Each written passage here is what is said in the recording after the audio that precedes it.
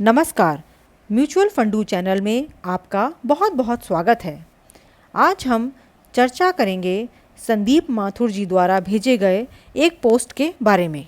संदीप माथुर जी ने अपने पोस्ट में लिखा है, thanks for this info, however what we are interested is in getting money from FT. Please see the article, link attached, that states that AUM of other FT equity schemes are going down. So if that is an issue, our problem in getting money back may get compounded if FT gets in worst financial shape. और उन्होंने मुझे इस article का link दिया है यहाँ पर, जो कि इकोनॉमिक टाइम्स में प्रकाशित हुआ है। तो चलिए हम ये एनालाइज करने की कोशिश करते हैं कि इकोनॉमिक टाइम्स में जो आर्टिकल प्रकाशित हुआ है उसकी असली सच्चाई क्या है। साथ ही मैं संदीप माथुर जी को बहुत बहुत धन्यवाद देना चाहती हूँ, जिन्होंने अपने मन के विचार हमारे चैनल के माध्यम से व्यक्त किए हैं। मैं इस आर्टिकल का लिंक अपने डिस्क्रिप्शन बॉक्स में डाल दूँगी, आप वहाँ से जाकर इस आर्टिकल को पढ़ सकते हैं। आर्टिकल की हेडिंग इस प्रकार है, debt fund fiasco starts hurting Franklin Templeton mutual fund, average asset under management falls sharply in April to June quarter. ये आर्टिकल जो है वो 6 जून को प्रकाशित हुआ है, यानी आज ही प्रकाशित हुआ है।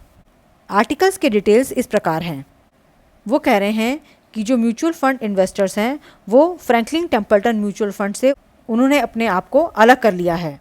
जो फंड हाउस है उसने बहुत ज़्यादा इन्वेस्टर्स का गुस्सा फेस किया है, क्योंकि उसने 23 अप्रैल को 6 डेट म्यूचुअल फंड बंद कर दिए थे और उसका जो AAUM है यानी एवरेज असेट अंडर मैनेजमेंट वो अप्रैल से जून क्वार्टर में शार्पली डिक्रीज़ हुआ है। मोस्ट इम्पॉर्टेंट बात यह है कि इस आर्टिकल में ये मेंशन किया गया है कि अपार्ट फ्रॉम डेट स्कीम्स, जो डेट स्कीम्स हैं उसमें से तो इन्वेस्टर्स पैसा निकाल ही रहे हैं, मगर जो इक्विटी AAUM है वो भी काफ़ी ज़्यादा सफ़र हो रहा है। आगे वो लिखते हैं कि etmutualfunds.com में उन्होंने मई के मंथ में लिखा था कि जो फंड हाउस के 6 डेट फंड्स बंद हो गए हैं अनफेवरेबल लिक्विडिटी कंडीशन के कारण, तो इन्वेस्टर्स का जो फेथ है वो फंड हाउस के ऊपर से हट गया है और इस कारण वो डेट म्यूचुअल फंड से अपना पैसा निकालने लगे हैं।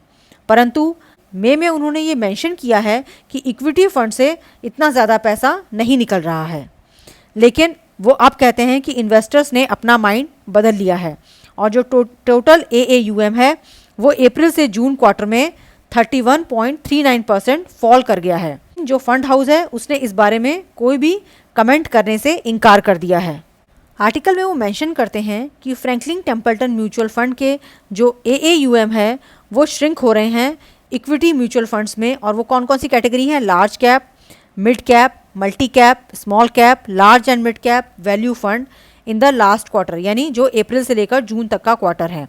उन्होंने स्कीम्स के नाम भी बताए हैं, Franklin India blue chip fund, Franklin Indian prima fund, Franklin India equity fund, Franklin India smaller companies fund, Franklin India tax shield fund और बहुत सारी बाकी भी फंड से उनके आउटफ्लोज हो रहे हैं। बाकी उन्होंने जो प्रकाला वेल्थ मैनेजमेंट चेन्नई के फाउंडर हैं उनसे उन्होंने कमेंट्स मांगे हैं और उन्होंने आगे अपने कमेंट दिए हुए हैं, जो मैं इतना ज़रूरी नहीं समझती हूँ शेयर करना।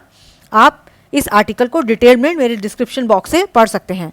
अब हम आगे जो हैं इस सच्चाई की पड़ताल करेंगे कि इस बात में कितनी सच्चाई है, क्या वाकई में फ्रैंकलिन टेम्पल्टन का AAUM बहुत ज़्यादा श्रिंक कर रहा है।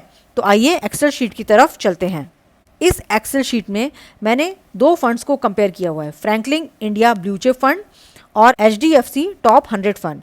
ये दोनों ही लार्ज कैप फंड्स हैं और जैसा कि आपको पता है कि HDFC जो है वो बहुत ही ज़्यादा ट्रस्टेड नेम है म्यूचुअल फंड इंडस्ट्री में, इसलिए मैंने उसके लार्ज कैप फंड को लिया है।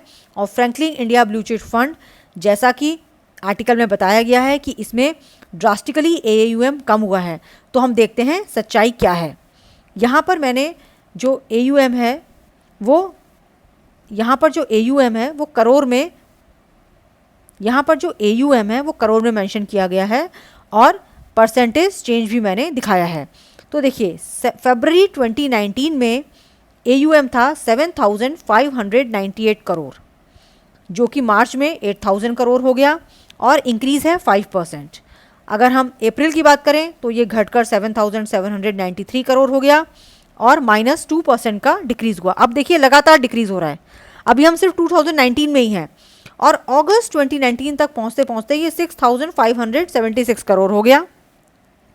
सितंबर मंथ में इंक्रीज़ आया है, अक्टूबर में फिर 2% डिक्रीज़ हो गया, नवंबर मंथ में फिर इंक्रीज़ हुआ है 1% का, दिसंबर, जनवरी, फरवरी लगातार ये डिक्रीज़ हो रहा है।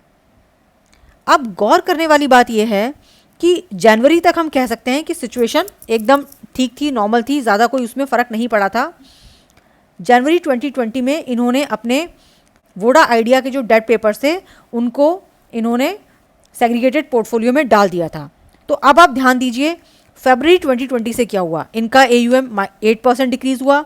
मार्च में आपको पता है मार्केट बहुत ज़्यादा गिरा था और लोगों ने बहुत ज़्यादा विड्रॉल किया था। साथ में जो क्योंकि मार्केट गिरेगा तो इनका जो AUM होता है वो मार्केट लिंक्ड होता है, तो उसके कारण इनकी NAV गिरेगी और ऑब्वियसली AUM पर उसका फ़र्क दिखाई देगा, तो डिक्रीज़ हो गया -23%।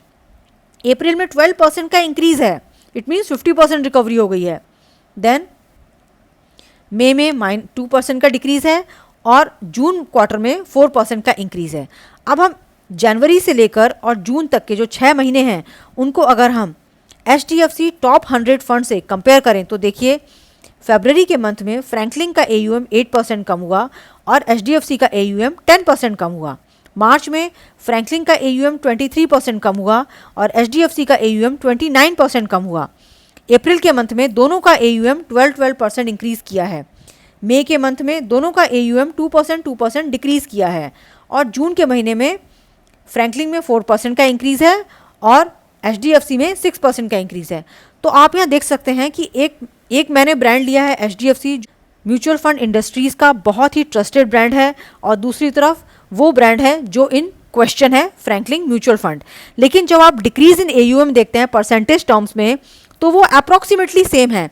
इसका मतलब जो आर्टिकल में ये बात कही गई है कि लोगों का सेंटिमेंट बहुत ख़राब हो गया है और लोग बहुत ज़्यादा पैसा फ्रैंकलिन म्यूचुअल फंड से निकाल रहे हैं, ये बात पूरी तरह से सच नहीं है।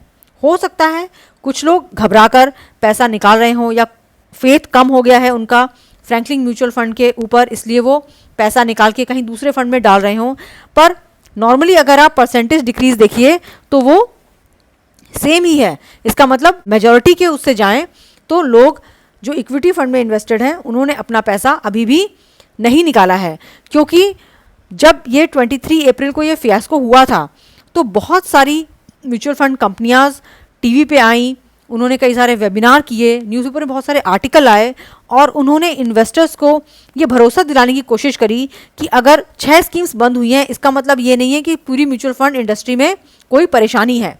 उन्होंने कई तरह के डाटा उनके साथ शेयर किए, इन्वेस्टर्स को बहुत तरह से भरोसे में लिया।